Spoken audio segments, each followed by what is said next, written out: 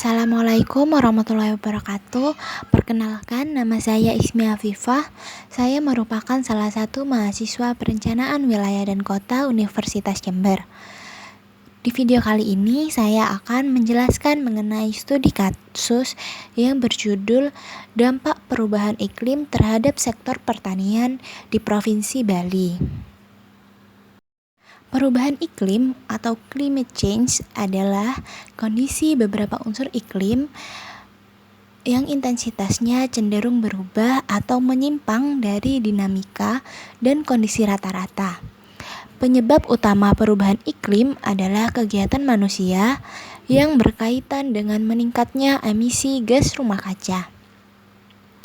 Perubahan iklim yang terjadi akibat emisi atau pelepasan gas rumah kaca semakin hari makin mengancam kehidupan manusia dan keanekaragaman hayati di muka bumi. Tanda-tanda dari fenomena ini adalah dengan adanya berbagai bencana seperti banjir, longsor, kemarau panjang, angin kencang, dan gelombang air laut yang tinggi. Untuk sektor pertanian, di tingkat dunia, menyumbang sekitar 14% dari total emisi pada tahun 2000.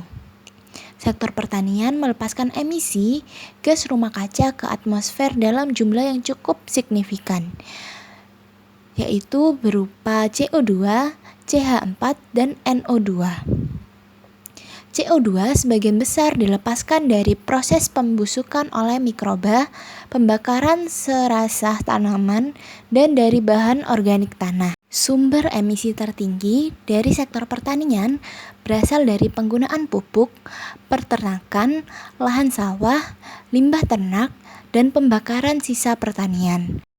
Emisi dari kegiatan produksi padi dan pembakaran biomasa sebagian besar merupakan kontribusi dari negara berkembang, yaitu masing-masing menyumbang 97% dan 92%, di mana emisi metana atau CH4 dari padi umumnya berasal dari negara-negara Asia Selatan dan Asia Timur. Metana dihasilkan apabila dekomposisi bahan organik terjadi pada kondisi kekurangan oksigen, terutama pada proses fermentasi pencernaan ruminansia, kotoran ternak, dan lahan sawah. Sedangkan NO2 dihasilkan dari transformasi mikroba pada tanah dan kotoran ternak, dan meningkat apabila ketersediaan nitrogen melebihi kebutuhan tanaman, terutama pada kondisi basah.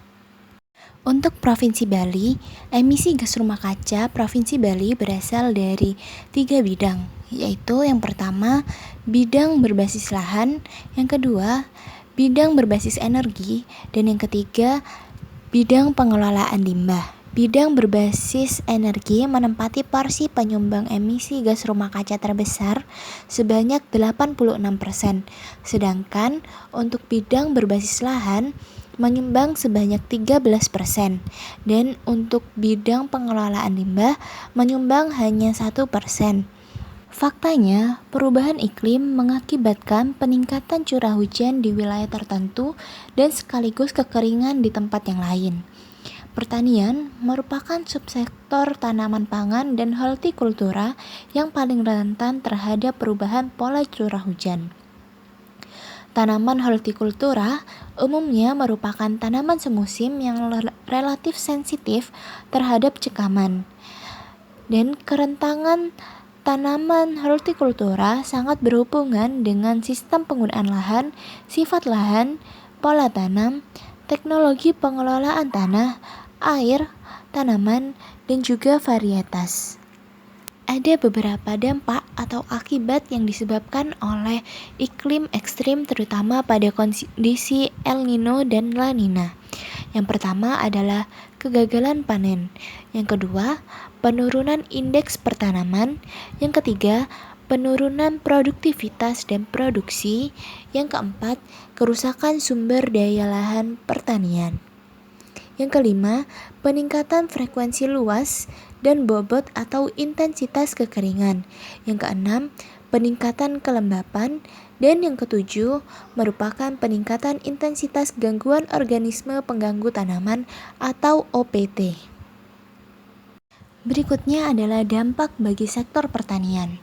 Yang pertama adalah menyebabkan terjadinya banjir dan kekeringan, sehingga menyebabkan kerusakan pada tanaman padi sawah. Yang kedua, pola curah hujan dan kenaikan suhu udara menyebabkan produksi pertanian menurun secara signifikan. Yang ketiga, gas rumah kaca menyebabkan peningkatan permukaan air laut dan efeknya akan menyebabkan penciutan lahan sawah di daerah pesisir dan kerusakan tanaman akibat salinitas. Potensi kehilangan luas lahan sawah akibat naiknya permukaan air laut berkisar antara 113.000 sampai 146.000 hektar. Sedangkan untuk lahan kering areal tanaman pangan sebanyak 16.600 sampai 32.000 hektar. Dan lahan kering areal perkebunan sebanyak 7.000 sampai 9.000 hektar. Menjelang tahun 2050, tanpa upaya adaptasi perubahan iklim secara nasional, diperkirakan produksi tanaman pangan strategis akan menurun sebanyak 20,30 sampai 27,10% untuk tanaman padi, 13,60% untuk jagung, 12,40% untuk kedelai, 7,60% untuk tebu dibandingkan dengan produksi tahun 2006. Potensi penurunan produksi padi tersebut terkait dengan berkurangnya lahan sawah di Pulau Jawa, di Sumatera, dan di Sulawesi. Berdasarkan penelitian dilakukan oleh Santoso pada tahun 2016, dampak penurunan karena perubahan iklim yaitu pada tanaman kedelai mengalami penurunan pada kondisi El Nino sebanyak 10,7%, sedangkan pada kondisi La Nina mengalami penurunan sebanyak 11,4%. Untuk tanaman padi mengalami penurunan pada kondisi El Nino sebanyak 2,9%, sedangkan pada kondisi La Nina mengalami peningkatan sebanyak 2,4%. Untuk tanaman jagung mengalami penurunan pada kondisi El Nino pada angka 7,4%. Sedangkan pada kondisi La Nina mengalami peningkatan sebanyak 3,4%. Dan untuk tanaman ubi mengalami peningkatan pada kondisi El Nino sebanyak 2,5%. Studi yang dilakukan oleh Prasetya dan Novianti pada 2011 menunjukkan bahwa lahan yang sangat sesuai secara agroklimat untuk tanaman padi di Provinsi Bali telah menurun sebanyak 20% antara rentan waktu 1990 sampai 1999 dan 2000 dan 2009. Hal ini disebabkan oleh perubahan curah hujan. Berikut merupakan peta wilayah kesesuaian agroklimat untuk tanaman padi di Provinsi Bali pada rentang waktu tahun. Pada gambar A, tahun 1990 sampai 1999. Pada gambar B pada tahun 2000 sampai 2009. Dan pada gambar C merupakan sebaran area lahan sawah berdasarkan hasil analisis data penginderaan jauh MODIS pada tahun 2008. Bisa dilihat bahwa warna hijau tua menunjukkan wilayah yang sangat sesuai untuk tanaman padi. Dan dapat diketahui dari peta ini, area yang berwarna hijau tua semakin lama semakin berkurang. Berdasarkan kajian dan proyeksi yang dilakukan oleh Kementerian Lingkungan Hidup Jepang atau MOEJ bekerja sama dengan Bappenas pada tahun 2018, beberapa sektor penting yang menjadi tulang punggung PDRB Provinsi Bali akan mengalami dampak yang cukup serius akibat perubahan iklim. Hasil identifikasi perubahan iklim yang terjadi di Provinsi Bali diperkirakan ke depannya, yakni pada tahun 2030 akan lebih banyak hujan di musim hujan dan lebih sedikit air di musim kemarau. Musim kemarau akan semakin panjang, yaitu sampai bulan Oktober, dan jumlah hari hujan yang lebat lebih dari 15 mm per hari, juga mengalami kecenderungan penurunan. Di sisi lain, kenaikan suhu akibat perubahan iklim diperkirakan konstan, yaitu 1 derajat Celcius, serta ada peningkatan jumlah hari yang bersuhu ekstrim di atas 36 derajat Celcius. Kondisi tersebut akan meningkatkan potensi kejadian banjir dan kekeringan. Adapun dampak pada beberapa sektor diantaranya adalah sumber daya air, penurunan produktivitas pertanian, menurunnya produksi perikanan, serta menurunkan daya tahan tubuh manusia. Kajian MOECH pada tahun 2018 tersebut menegaskan bahwa sumber daya air dan ketersediaan air bersih akan menjadi masalah yang cukup serius di masa yang akan datang. Dengan semakin tingginya jumlah hujan saat musim hujan dan semakin panjangnya musim kemarau, maka potensi bencana banjir dan longsor saat musim hujan dan potensi bencana kekeringan saat musim kemarau akan semakin meningkat. Di sisi lain, tingginya perbedaan jumlah hujan pada kedua musim menyebabkan tingginya surplus air pada musim hujan dan defisit air bersih saat musim kemarau, yang berdampak pada distribusi air kepada penduduk, wisatawan, dan sektor-sektor lain yang membutuhkan air. Pada sektor pertanian, perubahan iklim dapat menyebabkan potensi penurunan kualitas bulir padi.